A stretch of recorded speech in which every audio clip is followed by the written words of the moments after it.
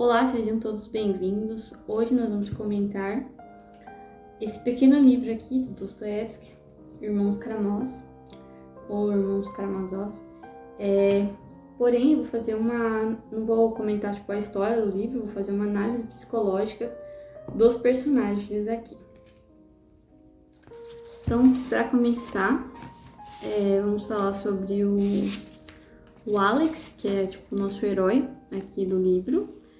O Alex é o filho mais novo, né, o caçula, e ele é um indivíduo que vive à margem, né, um indivíduo que vive à margem no sentido de que ele não vive pelos modismos, né. E aí nós temos o pai dele também, que é o Fyodor, e ele é uma pessoa sem habilidades, né, uma pessoa corrupta, uma pessoa depravada, dada ao dinheiro, dada à sensualidade. E também nós temos o filho dele, que é o Dmitry, Mitya, que ele já queria ser rico desde novo, ele já acreditava que ele tinha uma herança, por isso que vai dar toda essa confusão com o pai. E ele também, assim como o pai, ele é um pervertido e é dado, ao dinheiro, assim.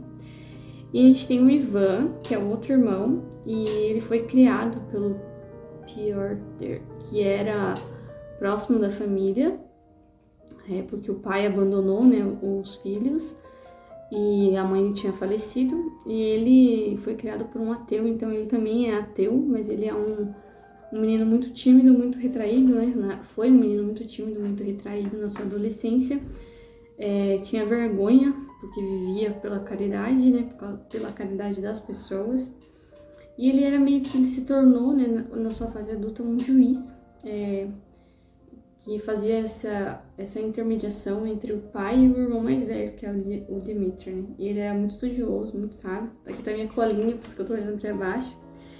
E tem voltando, né, ao Alex. O Alex também, ele é um monge.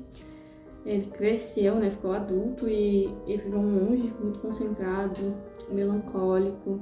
Era uma pessoa que não se colocava como juiz das pessoas, ele não desprezava. As pessoas não desprezavam o pai pela sua vilania, pela sua perversidade. Ele não era juiz sobre os outros, né? Não trazia essa reprovação.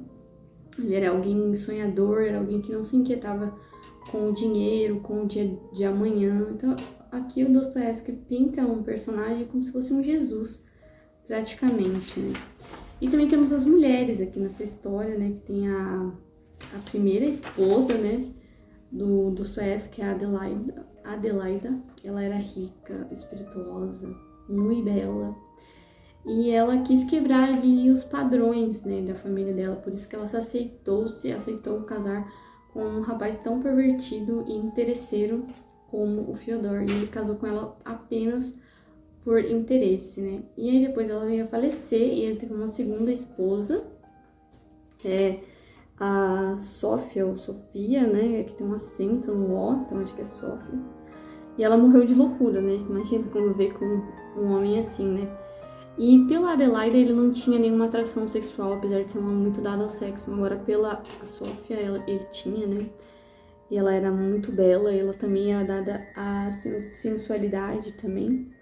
E ela morreu assim, nessa loucura, né, ela era uma órfã, então você já imagina que não tinha também uma estrutura, né? Então, essa família toda é uma família praticamente sem estrutura nenhuma, né? Se o pai casou 2, 3 vezes, abandonou os filhos, o Gregory, né, que era um servo o Grigori, na verdade, que era um dos servos que trabalhava na casa, que cuidou de um dos filhos, e o próximo da família, que é o Piotr, cuidou de outro dos filhos. Então, imagina, cada um cuidou de um.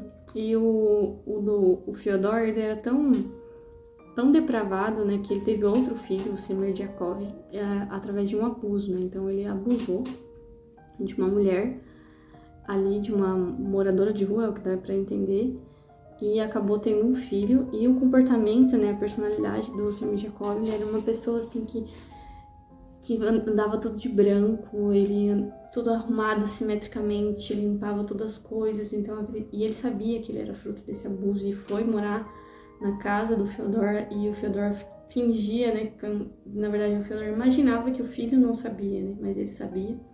Então eu acredito que era por isso que ele tinha toda essa mania de limpeza, de tudo simétrico e tal. Ele queria meio que se desvincular, talvez, ali daquela questão de ter nascido em meio ao abuso.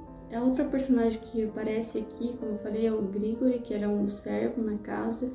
Ele sim era um homem honesto, um homem incorruptível, mas era um homem muito calado. Aí nós temos a Catarina, que era uma moça, né, que era muito boa, muito meiga, e ela se apaixona pelo Dmitri, que é o Mitya, né? E ele é totalmente depravado, totalmente ao contrário dela. E tem a Grutchenka, não sei se é assim que se pronuncia, que é uma mulher vil e sensual, que na verdade não se apaixona pelo Dmitri, né? Mas faz ele meio de palhaço. Ele que se apaixona por ela e o pai também se apaixona por ela, né? Então, aí sim, né? Não é os opostos se atraem aqui no caso da Katerina e do Mitya, agora no caso da Grutchenka e do Mitya não, os iguais, né, se atraem no caso aqui. E por que eu tô trazendo, né, toda essa questão aqui desses personagens? Porque eu gostaria de fazer uma análise primeiramente fazendo um paralelo com os escritos do Dr. Freud, porque o Dr. Freud fala que nós, né, tem uma questão aqui nesse livro que vai debater a questão da fé e da razão, a questão da moral judaico-cristã, a questão do socialismo. E o Freud, ele, na sua teoria, ele dizia que o homem, né, ele só pode se realizar através de duas ações, né, ou o incesto ou o parricídio, que é o caso que vai acontecer aqui. Então, eu acredito que tem um paralelo, né, eu observei que tem um paralelo muito grande com a teoria freudiana aqui nesse livro, né, porque o Mitya, ele era, né, um igualzinho ao pai, pervertido, ganancioso, muito dado ao dinheiro. Ele gastava todo o dinheiro com as mulheres. E o Fyodor, ele adquiria dinheiro através das mulheres, através de suas amantes. Então ele casava por interesse mesmo, por conta do dote e tudo. E só que ele queria proteger o dinheiro. Já o Mitya, ele queria mesmo torrar tudo, gastar tudo, né? E ele tem toda essa briga por conta da herança com o pai, então, porque ele gastava todo o dinheiro com as mulheres. Então aqui ele meio que tem essas duas questões, né? Tem meio que, entre aspas, um incesto praticamente, né? Porque não tem um incesto, na verdade. Não tem a questão do incesto aqui, na verdade, nesse livro, mas tem a questão do abuso, né, sexual, né? Porque o Fyodor abusa dessa mulher, tem um filho com ela e o filho vai morar na casa do próprio pai. Mas a questão do parricídio é o tema aqui, é o assunto central desse livro, né? Então tem um paralelo ali com as teorias freudianas. Outra coisa que eu gostaria de comentar é que o ser humano, né, por dentro, né, seguindo as teorias do Agostinho e do Tomás de Aquino, né, da questão da antropologia do homem, né, a formação do homem, nós somos formados com o intelecto, né, acima, que é a nossa razão, e nós temos a afetividade, a nossa afetividade, e também os nossos sentidos, né, e para o Agostinho a gente vai ter a questão da memória. Mas, assim, as primeiras teorias vão tratar apenas do intelecto, da afetividade e dos sentidos. Os sentidos é como se fosse o id da teoria do Dr. Freud, então são os impulsos mais baixos, né? O id é o idiota, né? O id a gente costuma falar que é aquele que segue tudo que dá na telha, né? Se ele tá com vontade ali, todos os apetites mais baixos, né? Sexuais, vai falar dos apetites fisiológicos, né? Como a comida, a bebida, o sexo, todas essas coisas, mais o sono, toda a questão mais baixa, animalesca, né? Você buscar as coisas através dos sentidos. Então essa é a parte mais baixa do homem, né? E a gente vai ter a afetividade também, que é as nossas emoções. E vamos ter o intelecto. Então o intelecto ele teria que ponderar, através do intelecto nós teremos que ponderar as nossas decisões para comandar a vontade. Nós temos a faculdade humana que é chamada a vontade, que é como se fosse como se ela estivesse aqui no meio, né? No meio aqui, e aqui pra cá tivesse os sentidos e pra cá tivesse a nossa afetividade. Então a vontade vai puxando de um lado e vai puxando de um outro. Então quanto mais eu alimento a parte mais baixa, né, que é os sentidos mesmo, né, a vontade de prazer, a gente fala que é o Platão na República traz uma análise assim, que ele fala que é a vontade do estômago, né, e a vontade do sexo, né. Então tem o homem que se guia por essas partes mais baixas, e nós vemos isso claramente na vida do Ivan não, do Dmitry, né, que é o filho mais velho do Mitya, e do pai. O pai, né, o Fyodor, e o Mitya, que é o filho mais velho, que acaba matando o pai, eles são da mesma maneira, eles seguiam através disso, né. E o Alex, que é nosso super-herói aqui, é o nosso herói desse livro, ele já é o contrário, ele sabe, né, dessa questão da sensualidade, né, ele até fala sobre isso, deixa eu achar a página, ele sabe desse verme que é a sensualidade, mas ele não se deixa dominar por ela, né, já os outros não. Até tem uma questão ali que os irmãos mesmos estão discutindo, e ele fala, você, eu não lembro se é o Ivan que fala pra ele, você sabe que nós todos, tá no nosso sangue, os Karamazov, que nós temos esse problema com a sensualidade, que é flertar apenas por diversão, né? Ele até traz essa questão do que é a sensualidade no livro, mas ele não se deixa, né? O Alex não se deixa dominar por isso, né? Mas o Mitya, acho que a discussão é com o Mitya. O Mitya, ele se deixa dominar completamente com isso. O próprio pai fala que ele quer morrer na libertinagem. Então nós vemos aqui dois personagens que são guiados, né, totalmente pelos seus afetos mais baixos, pelas suas questões dos sentidos, né.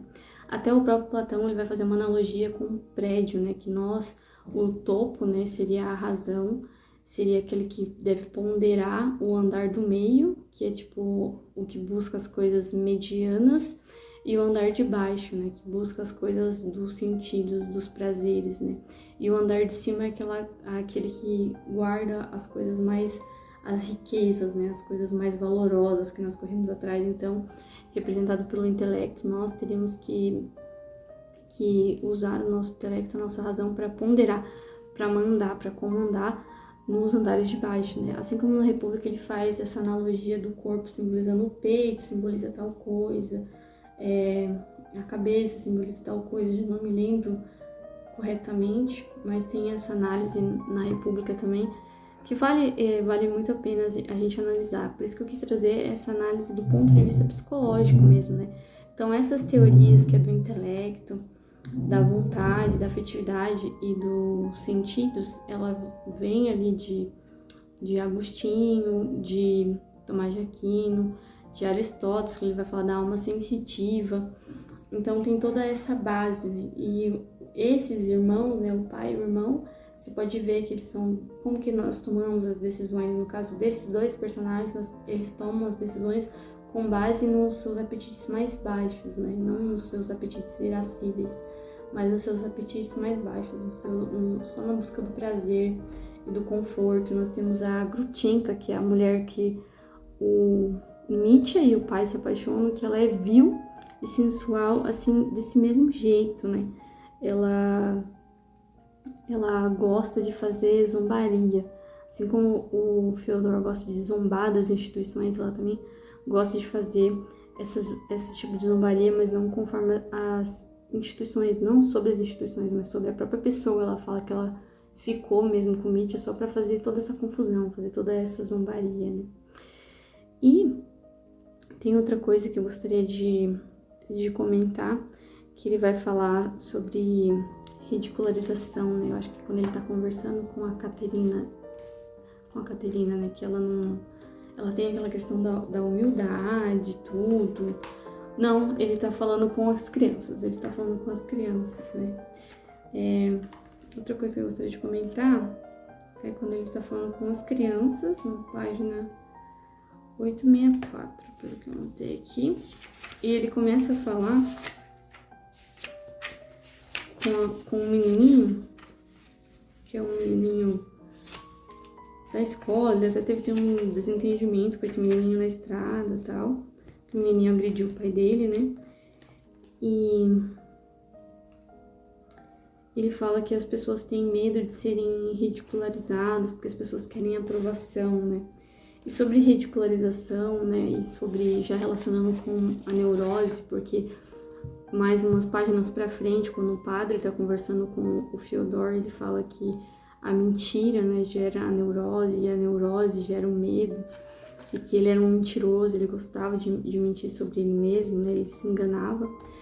Eu lembrei desse livro aqui, que é do Viktor Frankl, e ele vai falar algo sobre a neurose e também sobre a questão da ridicularização, e diz assim: toda neurose pode ser ridicularizada combatendo com humor e ironia, através da intenção paradoxal, em vez de combater e gerar pressão e contrapressão, que gera o medo neurótico. Então, quando ele está conversando com a criança, ele fala: nossa, eu fico impressionado com você, que você já está preocupado com isso, né?